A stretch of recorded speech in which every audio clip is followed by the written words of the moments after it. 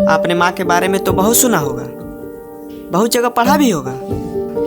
माँ के लिए अच्छी अच्छी हिंदी कहानियाँ लिखी गई हैं, लेकिन पिता के बारे में बहुत कम ही लिखा गया है।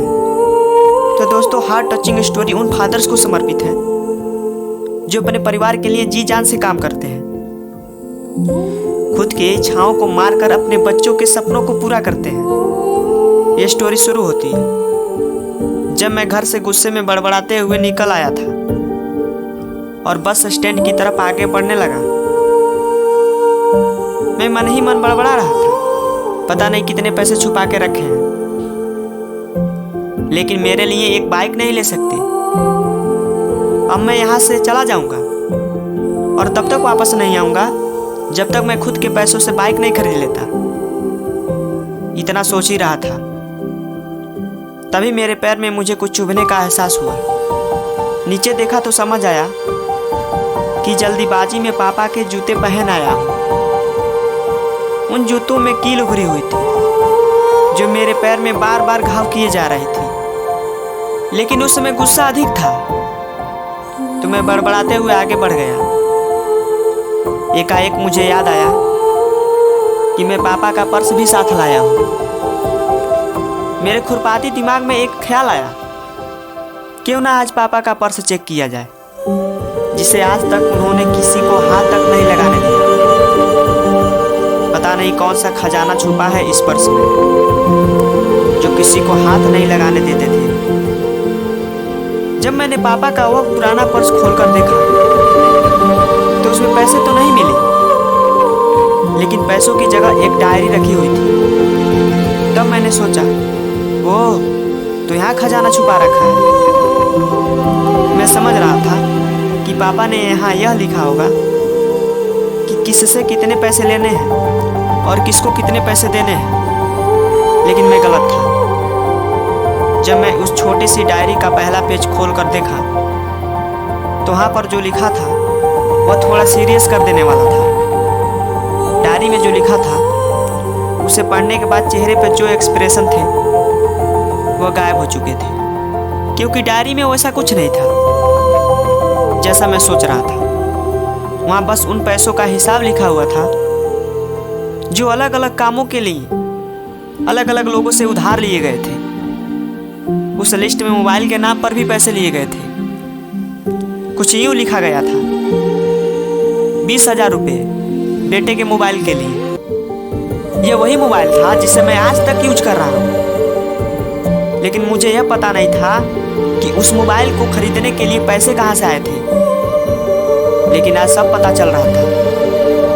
मुझे आज भी याद है जब मैंने पहली बार कैमरे के लिए जीत की थी, जो मेरे पापा ने मुझे 2 हफ्ते बाद मेरे जन्मदिन पर ला कर दिया था, जिसे देखकर मैं बहुत खुश हुआ था। और मुझे खुश देखकर मुझसे कहीं ज़्यादा अगर कोई खुश था तो वह मेरे पापा थे। अब मेरे चेहरे से गुस्सा एकदम गायब हो चुका था। जब मैंने आगे का पन्ना पलटा तो वहाँ पर कुछ इच्छाएं लिखी हुई थी।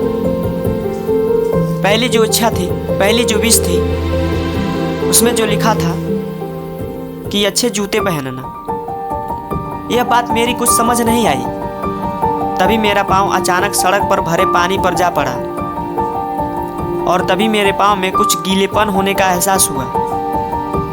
जब मैंने जूता उतार कर देखा तो उसका तला टूटा हुआ था। यह देखकर मुझे डायरी में लिखी बात याद आ गई। तभी मुझे मम्मी पापा की कही बातें भी याद आ रही थी कि कैसे माँ जब कहा करती थी पापा से, अब तो जूते पुराने हो गए हैं, नए ले लीजिए। तो पापा अक्सर यह कहकर टाल दिया करते थे कि जूते अभी और चलेंगे, अभी कुछ दिन पहले तो लिए थे। मुझे आज समझ आ रहा था कि कितने दिन और चलेंगे। साथ ही साथ यह भी समझ आ रहा था कि पापा पर्स को क्यों छुपा कर रखते थे।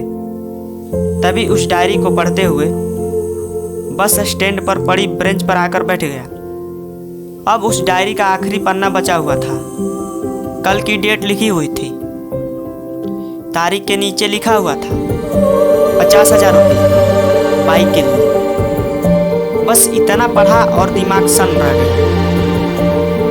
अब मेरे मन में कोई शिकवा गिला नहीं बचा था। बस मेरे आंखों से आंसू चले जा रहे थे। मुझे आज तक नहीं पता तब मैं क्यों रोए जा रहा था। अब मैं जल्दी से घर की तरफ भागा, लेकिन जूतों की वह कील पाँव में अब तक घाव बनाने में कामयाब हो चुकी थी। मैंने जूतों को रास्ते में ही निकाल कर फेंक दिया और भागते लड़खड़ाते हुए घर जा पहुंचा, लेकिन पापा घर नहीं थे। मैं समझ गया कि वह कहाँ थे। मैं सीधा पास वाली बाइक एजेंसी की तरफ भागा। पता नहीं आज कहाँ से इतनी ताकत आ गई थी कि मैं भागते हुए थक नहीं रहा था, और वह अभी बिना जूतों के नंगे पैर जैसे तैसे मैं बाइक एजेंसी पर पहुंचा। पापा वहीं थे। मैंने पापा को दौड़कर गले लगा लिया और मेरी आंखों से आंसू रुकने का नाम ही नहीं ले रहे थे। पापा को समझ नहीं आ रहा था कि आखिर हो क्या रहा है, मैं क्यों रो रहा हूँ। मैंने पापा से कहा, पापा मुझे बाइक नहीं चाहिए, आप अपने लिए जूते ले लीजिए। अब आज से मैं जो भी करूँगा अपनी मेहनत से अपने बलबूते पढ़ कर करूँगा। दोस्तों बस इतनी सी थी ये कहानी। मैं आज आपसे कहना चाहूँगा कि ठीक ऐसे ही होते हैं हमारे पिता। हम अक्सर देखते हैं कि हम अपनी माँ से हर बात शेयर करते हैं और माँ भी इसके बदले में हमें बहुत प्यार देती है। लेकिन एक ऐसा शख्स भी होता है जो हमें छुपकर प्यार करता है, वह होते हैं हमारे पिता। यह परिवार में मात्र एक ऐसा व्यक्ति होता है जो अपने बच्चों से उन्हें बिना जताए छिपकर प्यार करता है, खुद की इच्छाओं को मारकर बच्चों के लिए सपने देखता है और उनकी खुशी में ही खुश हो जाता है। मुझे नहीं पता कि आप अपने पेरेंट्स की इज्जत करते हो या नहीं, लेकिन अगर आपके पास पेरेंट्स हैं तो आप बहुत खुश नसीब हो, क्योंकि इस दुनिया में बहुत से लोगों को तो पेरेंट्स का प्यार भी नसीब नहीं होता। अंत में मैं यही कहना चाहूँगा कि माँ बाप की भावनाओं का सम्मान करें। यदि ये कहानी आपको पसंद आई हो तो चैनल को सब्सक्राइब करें।